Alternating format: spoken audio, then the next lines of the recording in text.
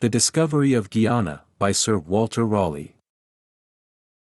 On Thursday, the 6th of February, in the year 1595, we departed England, and the Sunday following had sight of the North Cape of Spain, the wind for the most part continuing prosperous. We passed in sight of the Burlings, and the Rock, and so onwards for the Canaries, and fell with Fuerteventura the 17th of the same month, where we spent 2 or 3 days, and relieved our companies with some fresh meat.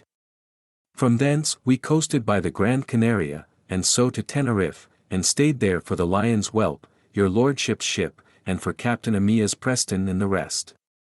But when after 7 or 8 days we found them not, we departed and directed our course for Trinidad, with mine own ship, and a small bark of Captain Cross's only, for we had before lost sight of a small galligo on the coast of Spain, which came with us from Plymouth. We arrived at Trinidad the 22th of March, casting anchor at Point Curiapan, which the Spaniards call Punta Thigallo, which is situate in 8 degrees or thereabouts.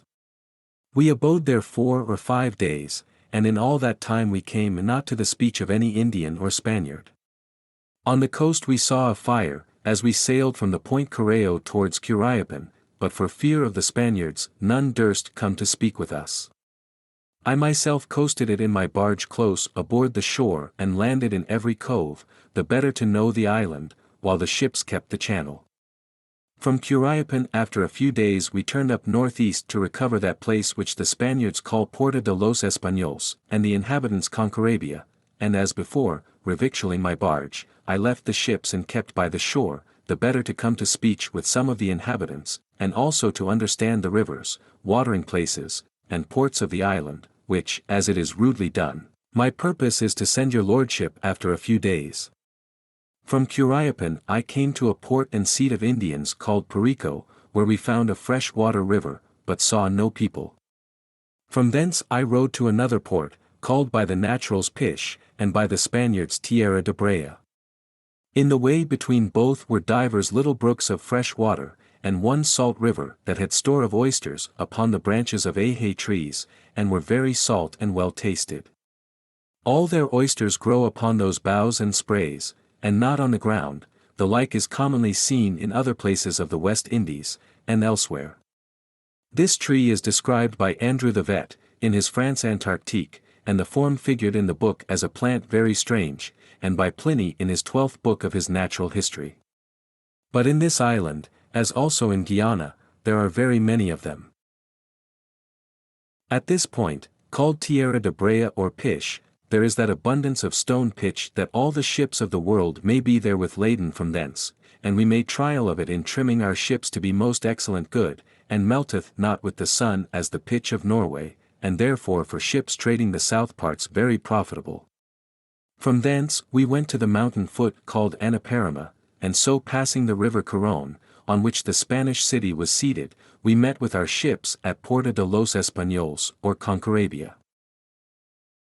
This island of Trinidad hath the form of a sheep-hook, and is but narrow. The north part is very mountainous, the soil is very excellent, and will bear sugar, ginger, or any other commodity that the Indies yield. It hath store of deer, wild porks, fruit, fish, and fowl. It hath also for bread sufficient maize, cassavy, and of those roots and fruits which are common everywhere in the West Indies. It hath divers beasts which the Indies have not. The Spaniards confessed that they found grains of gold in some of the rivers, but they having a purpose to enter Guiana, the magazine of all rich metals, cared not to spend time in the search thereof any further. This island is called by the people thereof Cari, and in it are diverse nations. Those about Perico are called Jajo, those at Punta de Correo are of the Arhuacas, and between Correo and Curiapan they are called Salvejos. Between Correo and Punta de Galera are the Napojos, and those about the Spanish city term themselves Caranepagos. Of the rest of the nations, and of other ports and rivers, I leave to speak here, being impertinent to my purpose, and mean to describe them as they are situate in the particular plot and description of the island, 3 parts whereof I coasted with my barge, that I might the better describe it. Meeting with the ships at Porta de los Españoles, we found at the landing place a company of Spaniards who kept a guard at the descent, and they offering a sign of peace, I sent Captain Whiddon to speak with them, whom afterwards to my great grief I left buried in the said island after my return from Guiana, being a man most honest and valiant. The Spaniards seemed to be desirous to trade with us, and to enter into terms of peace, more for doubt of their own strength than for aught else, and in the end, upon pledge, some of them came aboard. The same evening there stayed also aboard us in a small canoa 2 Indians, the one of them being a cacique or lord of the people, called Cantyman, who had the year before been with Captain Whiddon, and was of his acquaintance. By this Cantyman we understood what strength the Spaniards had, how far it was to their city, and of Don Antonio de Berrio, the governor, who was said to be slain in his second attempt of Guiana, but was not. While we remained at Porta de los Españoles some Spaniards came aboard us to buy linen of the company, and such other things as they wanted, and also to view our ships and company, all which I entertained kindly and feasted after our manner. By means whereof I learned of one and another as much of the estate of Guiana as I could, or as they knew, for those poor soldiers having been many years without wine, a few draughts made them merry, in which mood they vaunted of Guiana and the riches thereof, and all what they knew of the ways and passages, myself seeming to purpose nothing less than the entrance or discovery thereof, but bred in them an opinion that I was bound only for the relief of those English which I had planted in Virginia, whereof the brute was come among them, which I had performed in my return, if extremity of weather had not forced me from the said coast. I found occasions of staying in this place for two causes. The one was to be revenged of Berrio, who the year before, 1594, had betrayed 8 of Captain Whiddon's men, and took them while he departed from them to seek the Edward Bonaventure, which arrived at Trinidad the day before from the East Indies, in whose absence Berrio sent a canoa aboard the pinnace only with Indians and dogs, inviting the company to go with them into the woods to kill a deer. Who like wise men, in the absence of their captain followed the Indians, but were no sooner one arquebus shot from the shore, but Berrio's soldiers lying in ambush had them all, notwithstanding that he had given his word to Captain Whiddon that they should take water and wood safely. The other cause of my stay was, for that by discourse with the Spaniards I daily learned more and more of Guiana, of the rivers and passages, and of the enterprise of Berrio, by what means or fault he failed, and how he meant to prosecute the same. While we thus spent the time I was assured by another cacique of the north side of the island, that Berrio had sent to Margarita and Cumana for soldiers, meaning to have given me a cassadu at parting, if it had been possible.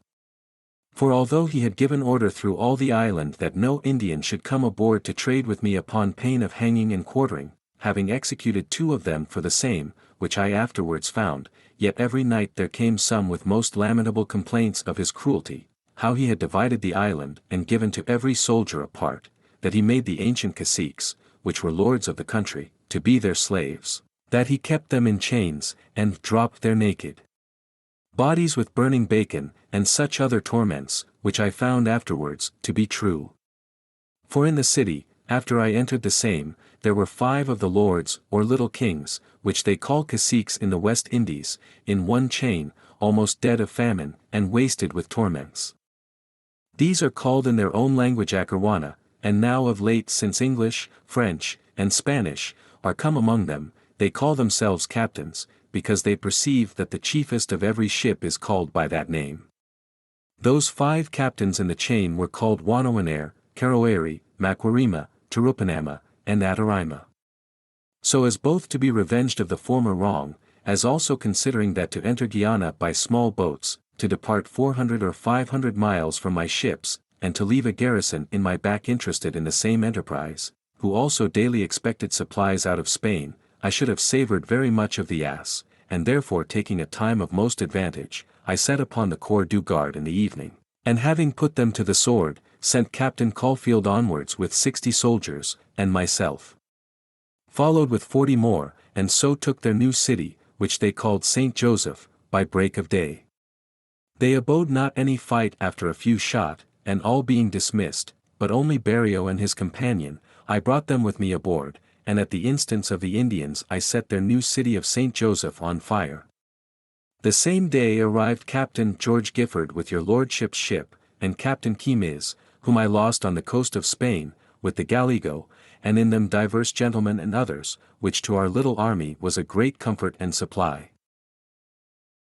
We then hasted away towards our purposed discovery, and first I called all the captains of the island together that were enemies to the Spaniards, for there were some which Berreo had brought out of other countries, and planted there to eat out and waste those that were natural of the place.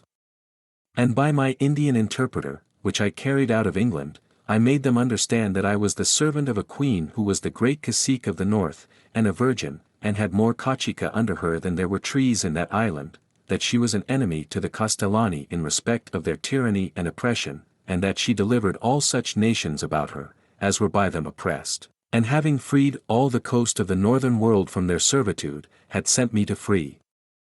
them also, and withal to defend the country of Guiana from their invasion and conquest. I shewed them Her Majesty's picture, which they so admired and honoured, as it had been easy to have brought them idolatrous thereof. The like and a more large discourse I made to the rest of the nations, both in my passing to Guiana and to those of the borders, so as in that part of the world Her Majesty is very famous and admirable, whom they now call Esrabita Casapuna Aquawana, which is as much as Elizabeth, the great princess, or greatest commander. This done, we left Porta de los Españoles, and returned to Curiapan, and having Berreo my prisoner, I gathered from him as much of Guiana as he knew. This Berreo is a gentleman well descended, and had long served the Spanish king in Milan, Naples, the Low Countries, and elsewhere, very valiant and liberal, and a gentleman of great assuredness, and of a great heart.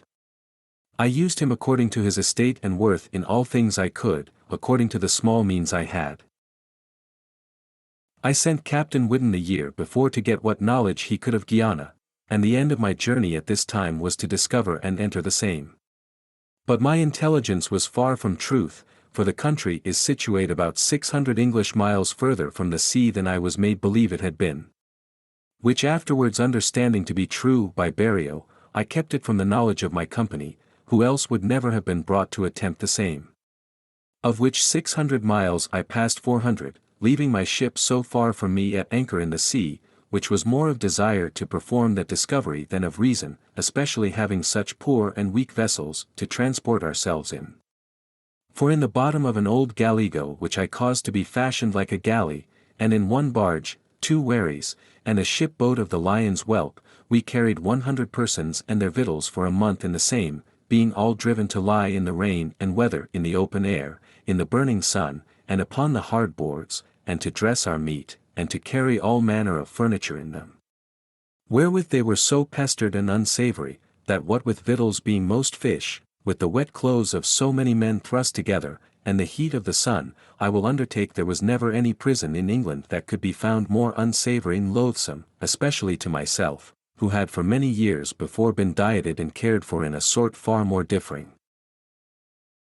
If Captain Preston had not been persuaded that he should have come too late to Trinidad to have found us there, for the month was expired which I promised to tarry for him there ere he could recover the coast of Spain, but that it had pleased God he might have joined with us, and that we had entered the country but some 10 days sooner ere the rivers were overflown, we had adventured either to have gone to the great city of Manoa, or at least taken so many of the other cities and towns nearer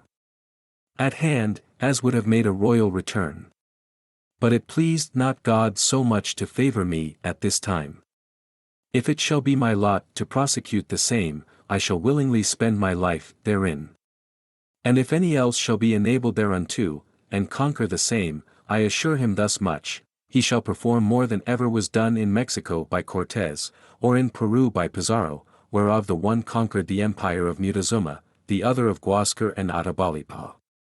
And whatsoever prince shall possess it, that prince shall be lord of more gold, and of a more beautiful empire, and of more cities and people, than either the king of Spain or the great Turk. But because there may arise many doubts, and how this empire of Guiana is become so populous, and adorned with so many great cities, towns, temples, and treasures, I thought good to make it known, that the emperor now reigning is descended from those magnificent princes of Peru, of whose large territories, of whose policies, conquests, edifices, and riches, Pedro de Cieza, Francisco Lopez, and others have written large discourses. For when Francisco Pizarro, Diego Almagro and others conquered the said empire of Peru, and had put to death Atabalpa, son to Guiana Capac, which Atabalpa had formerly caused his eldest brother Guascar to be slain. One of the younger sons of Guiana Capac fled out of Peru, and took with him many thousands of those soldiers of the empire called Orjones, and with those and many others which followed him, he vanquished all that tract and valley of America which is situate between the great river of Amazons and Baraquin, otherwise called Orinoque and Marañón. The empire of Guiana is directly east from Peru towards the sea, and lieth under the equinoctial line, and it hath more abundance of gold than any part of Peru, and as many or more great cities than ever Peru had when it flourished most. It is governed by the same laws, and the emperor and people observe the same religion, and the same form and policies in government as were used in Peru, not differing in any part. And I have been assured by such of the Spaniards as have seen Manoa, the imperial city of Guiana, which the Spaniards call El Dorado, that for the greatness, for the riches, and for the excellent seat, it far exceedeth any of the world, at least of so much of the world as is known to the Spanish nation. It is founded upon a lake of salt water of 200 leagues long, like unto Mare Caspium.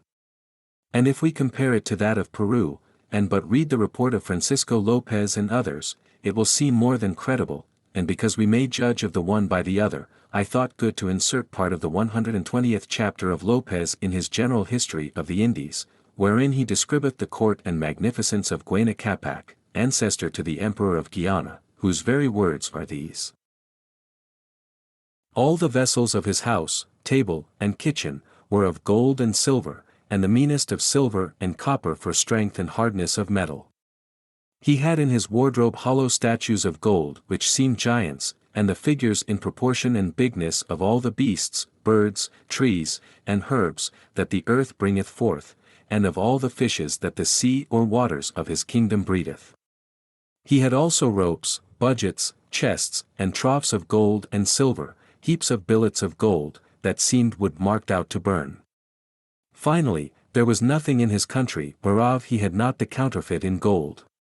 Yea, and they say, the Incas had a garden of pleasure in an island near Puna, where they went to recreate themselves, when they would take the air of the sea, which had all kinds of garden herbs, flowers, and trees of gold and silver, an invention and magnificence till then never seen. Besides all this, he had an infinite quantity of silver and gold unwrought in Cuzco, which was lost by the death of Guascar, for the Indians hid it, seeing that the Spaniards took it and sent it into Spain. And in the 117th chapter, Francisco Pizarro caused the gold and silver of Atabalpa to be weighed after he had taken it, which Lopez setteth down in these words following: they found 52,000 marks of good silver, and 1,326,500 pesos of gold. Now, although these reports may seem strange, yet if we consider the many millions which are daily brought out of Peru into Spain, we may easily believe the same. For we find that by the abundant treasure of that country the Spanish king vexes all the princes of Europe, and is become, in a few years, from a poor king of Castile, the greatest monarch of this part of the world, and likely every day to increase if other princes forslow the good occasions offered, and suffer him to add this empire to the rest, which by far exceedeth all the rest. If his gold now endanger us, he will then be unresistible. Such of the Spaniards as afterwards endeavored the conquest thereof, whereof there have been many, as shall be declared hereafter, thought that this Inga, of whom this emperor now living is descended, took his way by the river of Amazons, by that branch which is called Papamene. For by that way followed Orellana, by the commandment of Gonzalo Pizarro, in the year 1542, whose name the river also beareth this day. Which is also by others called Marañón, although Andrew the Vet doth affirm that between Marañón and Amazons there are 120 leagues, but sure it is that those rivers have one head and beginning, and the Marañón, which the Vet describeth, is but a branch of Amazons or Orellana, of which I will speak more in another place. It was attempted by Ordaz, but it is now little less than 70 years since that Diego Ordaz, a knight of the Order of Santiago, attempted the same, and it was in the year 1542 that Orellana discovered the river of Amazons, but the first that ever saw Manoa was Juan Martinez, master of the munition to Ordaz. At a port called Morquito, in Guiana, there lieth at this day a great anchor of Ordas his ship. And this port is some 300 miles within the land upon the great river of Orinoque. I rested at this port 4 days, 20 days after I left the ships at Curiapan.